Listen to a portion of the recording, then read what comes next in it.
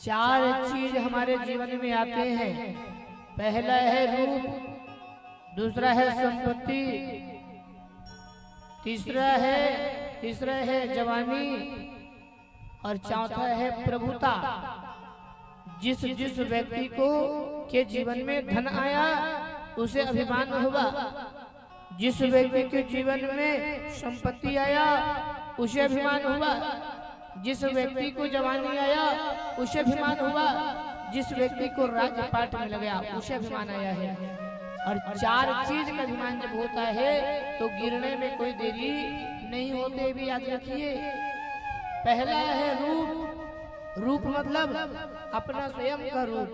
कोई कहता है मुझसे सुंदर कोई नहीं, मैं सबसे बड़ा सुंदर हूँ, मेरे घर में कोई मेरे जैसे सुंदर नहीं है, मैं सुंदर हूँ, भगवान ने मुझे बहुत सुंदर बनाया है। साहब, जो व्यक्ति अपनी सुंदरता पर अभिमान करता है, एक दिन तुम ढल जाओगे। सुबह का बचपन खिलते देखा हुई रे दोपहर को जवानी, शाम का बुढ़ापा ढलते देखा तो हुई रे खत्म कहानी। आज जवानी पर अभिमान करते हो, एक दिन तुम भी वृद्ध होंगे, तुम भी लाठी का सहारा एक दिन तुम लोगे। ये मत समझना कि तुम वृद्ध नहीं होंगे, एक दिन होना ही पड़ेगा। पहला है जवानी का अभिमान कभी नहीं करना चाहिए कि मैं जवान हूँ। गरम खून है, बालक ताव के साथ कहता है मैं भी जवान हूँ। ना ना, पहला जवानी का अभिमान नहीं करना चाहिए।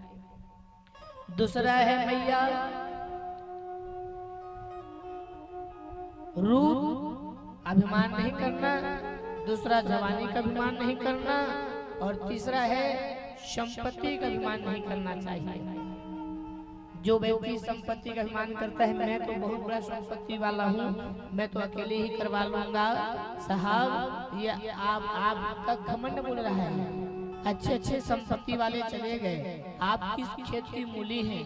कोरोना काल आई, पैसा पकड़े पकड़े रह गए, चले गए, तुम्हारे वंशज प्राण छोड़ गए, क्या संपत्ति काम आया? संपत्ति का अभिमान जीवन में नहीं करना। तीसरा संपत्ति कब निकल जाए पता नहीं चलेगा।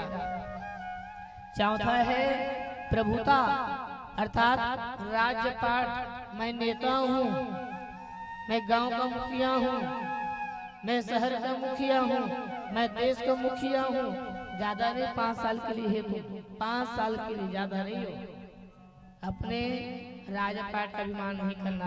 हम तो कथा में कहा करते हैं, ये जो है इसको कहते हैं आप माला, माला, और इसी को कहते हैं हार, और इसी को कहते हैं वरमाला। माला, वरमाला और हार। अब वरमाला किसे पहनाया जाता है? जब बेटी वर को चयन करती है और वर को चयन करती है तब उनके गले में वरमाला डालती है। ये वर को चयन करके बेटी डाले, इसे बोलते हैं वरमाला। दूसरा है माला, संत महात्मा ब्राह्मण आदि देवताओं को गले में डाल दे, देवताओं के गले में डाले, पहनाए तो वो हो जाता है माला। वरमाला बेटी डाले, माला संत महात्मा के गले में डाले। तीसरा है हार। हार किसे पहनाया जाता है? जो अभिमानी जीवात्मा होते हैं, जो नेता होते हैं, नेता बुरा नहीं मानोगे भैया, नेता होते हैं उनको हार पहनाया जाता है। इनका अर्थ यही है, ये नेताजी पहनो, एक दिन तुम्हें हारना पड़ेगा, ये हार पहनो, एक दिन तुम हारोगे। ये क्या है? हार है, एक दिन तुम्हें हारना होगा, ये हार पहनो। हार गए, माला, वरमाला और हार। तो चौथा जो घमंड है संपत्ति का और अपने प्रभुता राजपाट का अभिमान कभी नहीं करना चाहिए। 5 साल के तुम बैठे हो, हमेशा से बैठने वाले नहीं हो। तो 4 चीज, रूप, अपने रूप का अभिमान नहीं। दूसरा अपने जवानी शरीर का अभिमान नहीं। तीसरा अपने धन का अभिमान नहीं। चौथा अपने प्रभुता का अभिमान नहीं करना चाहिए। और यही घमंड भगवान कृष्ण के वंशजों को हुआ था। दुर्वासा ऋषि कहे बेटा, भृगु ऋषि कहे बेटा चले जाओ, यहाँ से चले जाओ, बात नहीं माने। अंत में संतों ने कहा जाओ, ये हमारा श्राप है, तुम एक लड़का को लड़की बना दिया, तुम कहते हमें पता नहीं, और इनके गर्भ में कपड़ा बांध दिए हो और पूछते हो लड़की होंगे कि लड़का, जाओ हमारा श्राप। न ये लड़की होंगी न लड़का होंगे, इनके गर्भ से 1.25 हाथ का मूसल होगा। जाओ 1.25 हाथ का मूसल और पूरे यादव वंश को विनाश करेगा। जाओ ये श्राप है, तुम्हारे वंश मर जाएंगे। जाओ श्राप है। श्राप दिया गया, श्राप लग गए, श्राप लग गया मेरे भाई बहन। और वही 1.25 हाथ का मूसल धड़ाम से जमीन में गिर पड़ा है। ये यादव बालक कहने लगे, मूसल को अगर घसेंगे घस जाएगा, फिर हम सब बच जाएंगे।